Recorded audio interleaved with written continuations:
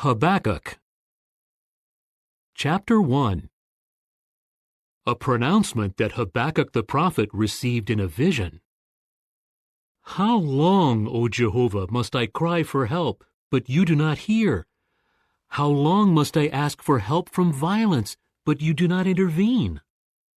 Why do you make me witness wrongdoing, and why do you tolerate oppression? Why are destruction and violence before me? And why do quarreling and conflict abound? So law is paralyzed, and justice is never carried out. For the wicked surround the righteous. That is why justice is perverted. Look among the nations and pay attention. Stare in amazement and be astounded. For something will happen in your days that you will not believe even if it is told to you. For here I am raising up the Chaldeans, the ruthless and impetuous nation. They sweep through vast stretches of the earth to seize homes not theirs. They are frightening and fearsome.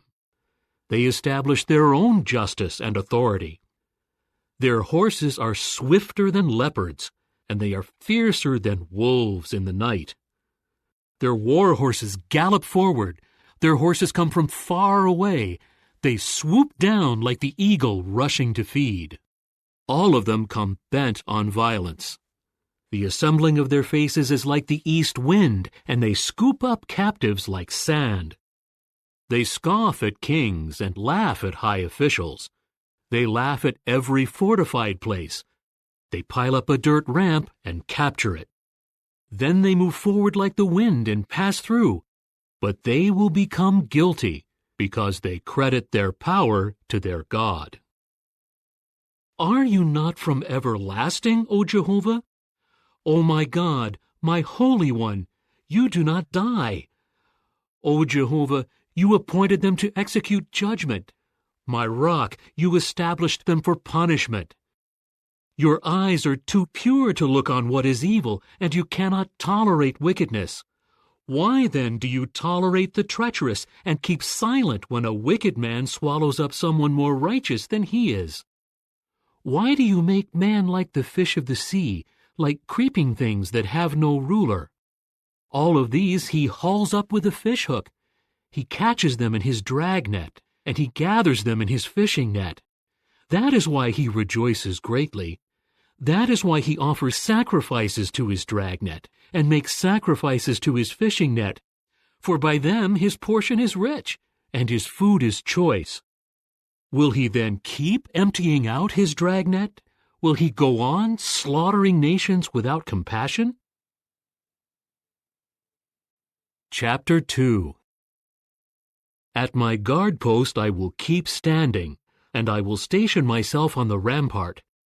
I will keep watch to see what he will speak by means of me, and what I will reply when I am reproved. Jehovah then answered me, Write down the vision and inscribe it clearly on tablets, so that the one reading aloud from it may do so easily. For the vision is yet for its appointed time, and it is rushing toward its end, and it will not lie.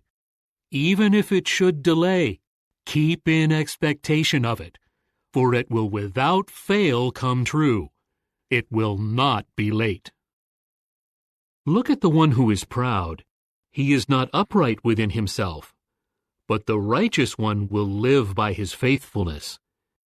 Indeed, because the wine is treacherous, the arrogant man will not reach his goal. He makes his appetite as large as the grave. He is like death and cannot be satisfied. He keeps gathering all the nations and collecting for himself all the peoples. Will not all of these speak a proverb, an allusion, and riddles against him?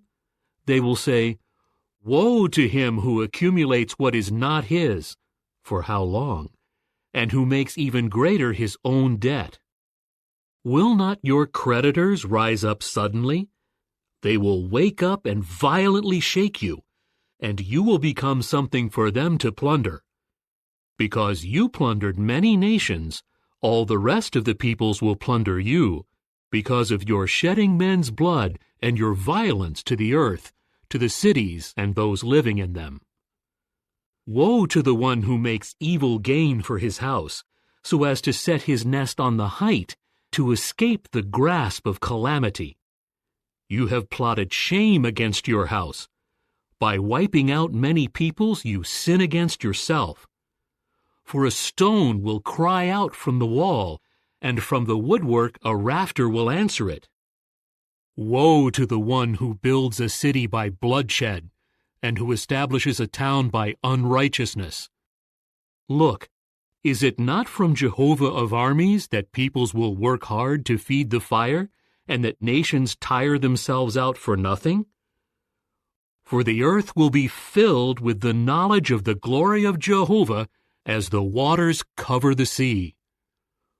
Woe to the one who gives his companions something to drink, adding to it rage and anger, to make them drunk in order to look on their nakedness. You will be glutted with dishonor rather than glory. You too drink and expose your uncircumcised condition. The cup in the right hand of Jehovah will come around to you, and disgrace will cover over your glory. For the violence done to Lebanon will cover you, and the destruction that terrified the beasts will come upon you, because of your shedding men's blood, and your violence to the earth, to the cities and those living in them. Of what benefit is a carved image when its maker has carved it?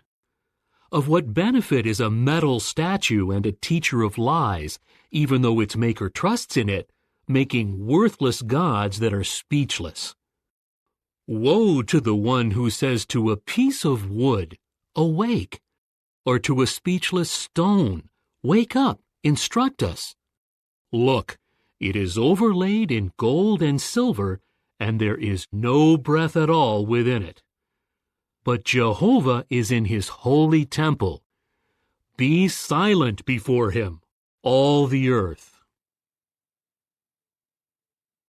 Chapter 3. The Prayer of Habakkuk the Prophet in Dirges.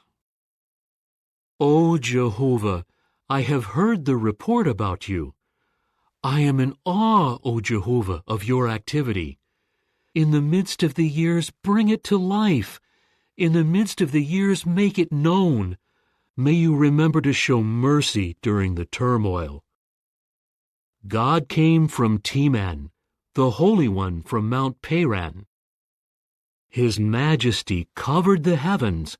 With his praise the earth was filled. His brightness was like the light. 2 rays flashed from his hand where his strength was hidden.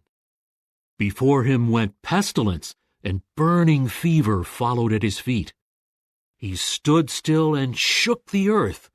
With a look he made nations leap. The eternal mountains were smashed, and the ancient hills bowed down. The paths of long ago are his. I saw trouble in the tents of Cushan. The tent cloths of the land of Midian trembled. Is it against the rivers, O Jehovah?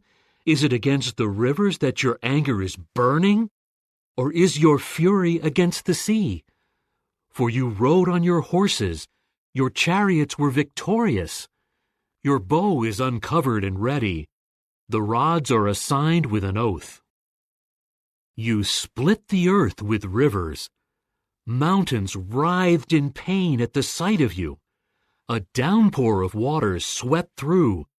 The deep roared with its voice. It lifted its hands high. Sun and moon stood still in their lofty abode. Your arrows went out like the light. The lightning of your spear was brilliant. You marched through the earth with indignation. You trampled the nations in anger.